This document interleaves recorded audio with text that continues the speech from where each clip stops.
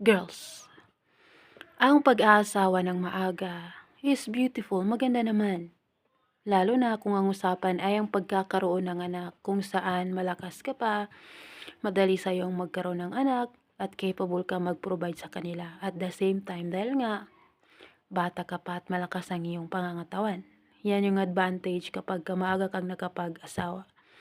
The only thing is, kapag nakapag-asawa ka bilang isang babae, natatalian ka na doon sa lalaki. So thankfully, kung ang lalaking nakuha mo ay reliable, maasahan, may pakialam sa pamilyang binuo niya.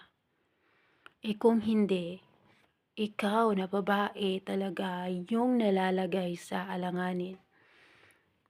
Kasi natalian ka na, ang kalayaan mo all over that situation ni guys. So, pinakahigit na nagbe-benefit sa pag-aasawa ay yung lalaki.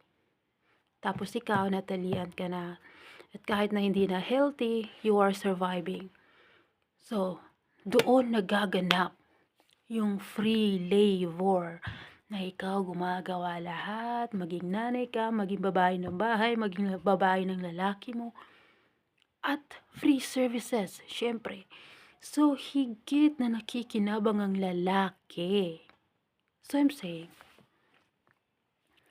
napaka-importante na mapili natin ang tamang lalaki sa buhay natin dahil napakalaki ng responsibilidad ng pagiging isang babae sa isang tahanan. Okay?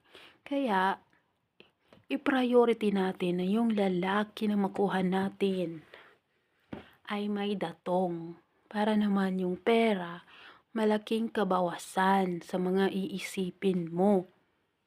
Kung magkaroon ka man ng paraan para magkapera, bonus na lang yun.